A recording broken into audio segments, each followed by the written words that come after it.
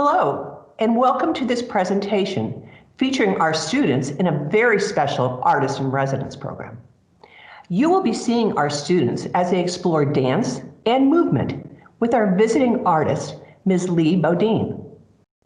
The current pandemic has made this experience a bit more challenging, but I'm so very proud of our faculty, our students, and families who carried on this residency virtually, whether in their classroom or in their house. This experience would not be possible without our sponsors. I'd like to offer our deepest appreciation to Erie Arts and Culture, the VSA, Very Special Arts Program, provided through the Kennedy Center for the Performing Arts, and donors to the Dr. Gertrude A. Barber Foundation. Please enjoy this presentation. It is my honor to introduce our artist in residence, Lee Bodine. My name is Alethea Bodine.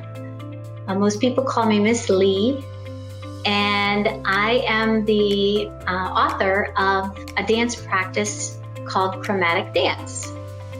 It is a somatic approach to movement that is authentic and based in the breath. I had to pivot when I learned that I was not going to be on campus and I was going to be working in the classrooms through the screen.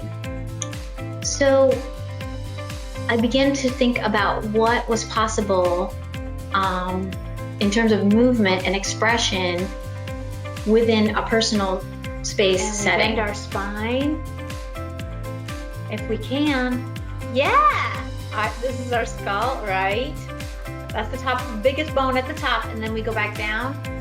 And the most important thing I wanted to convey to them going in virtual is that even though we cannot touch one another, we can still show intention and we can still express with the full spectrum of joy and sadness and anger and frustration without touching each other. So I've been focusing a lot on our personal space, which was wonderful because that's where my practice begins, in the breath and how the color resides in your torso.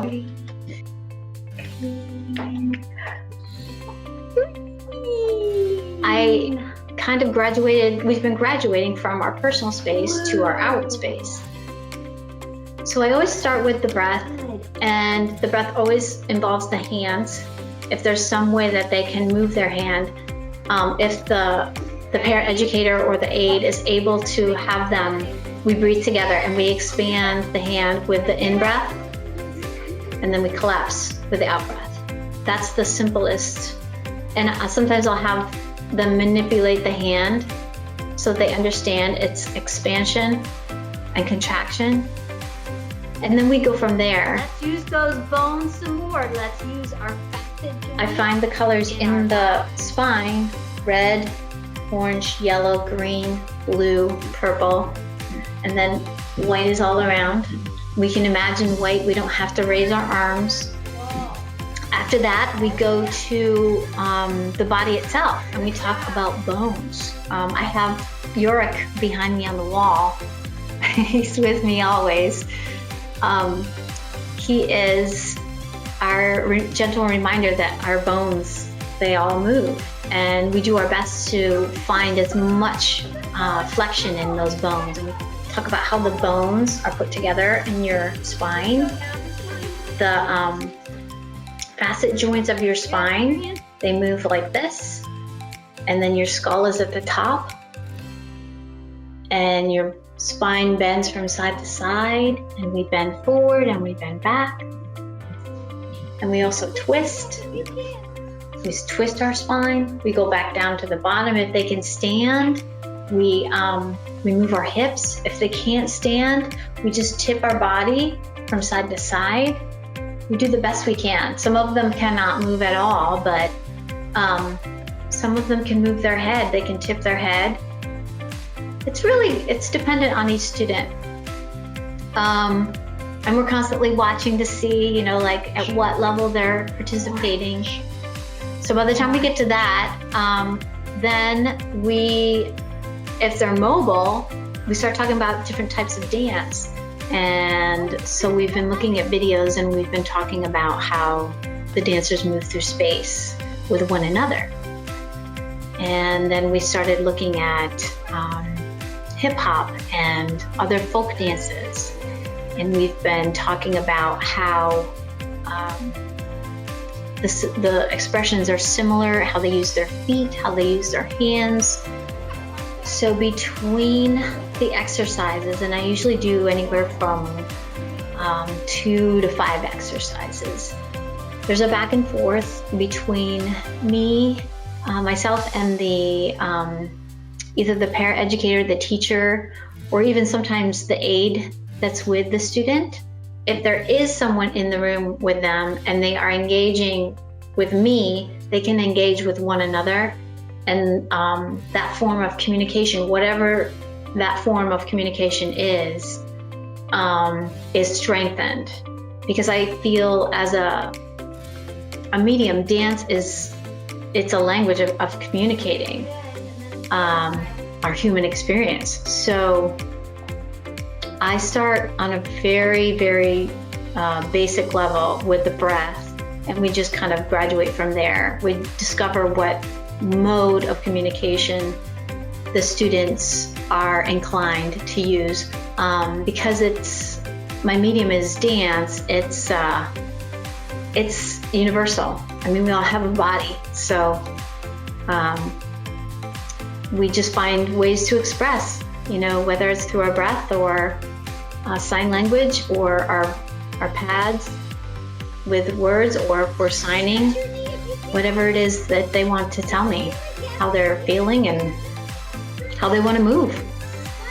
I think that the color exercise is really a way to quiet the mind. It's an opportunity to bring awareness to our breath and our person.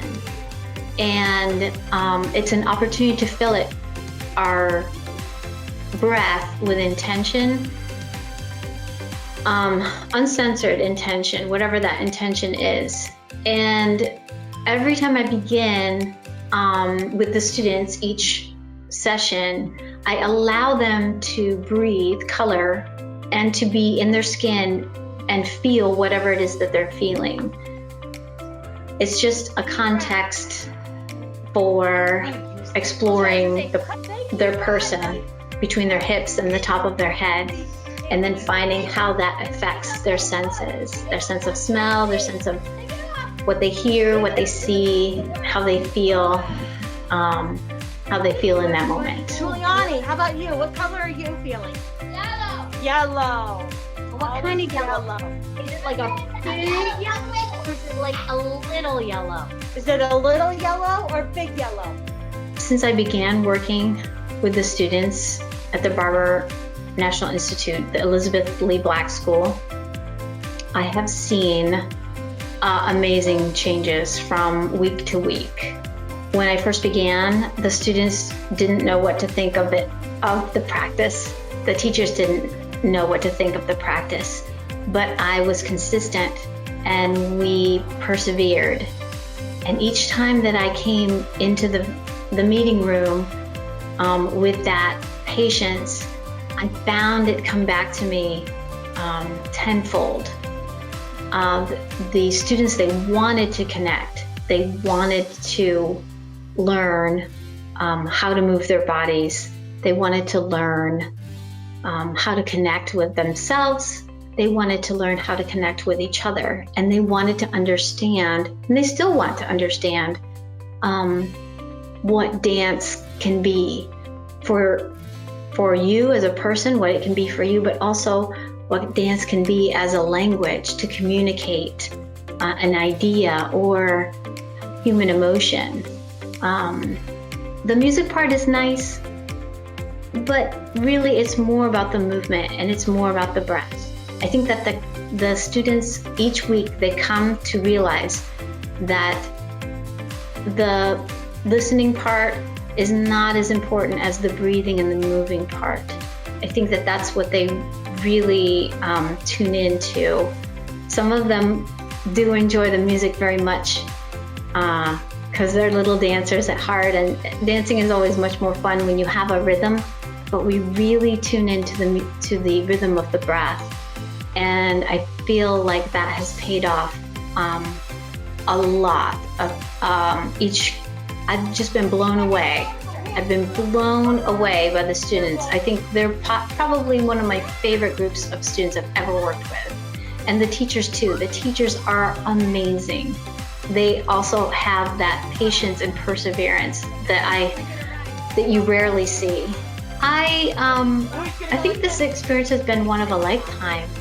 I never thought that I would have an opportunity to work with such an incredibly diverse group of dancers. I just think it's one of the most amazing residencies I've ever done, and I've done a lot of residencies. So I'm very grateful to have the opportunity to learn more about some of our most precious members of our community, because they shine the brightest. And I'm just really honored to have had an opportunity to work with them.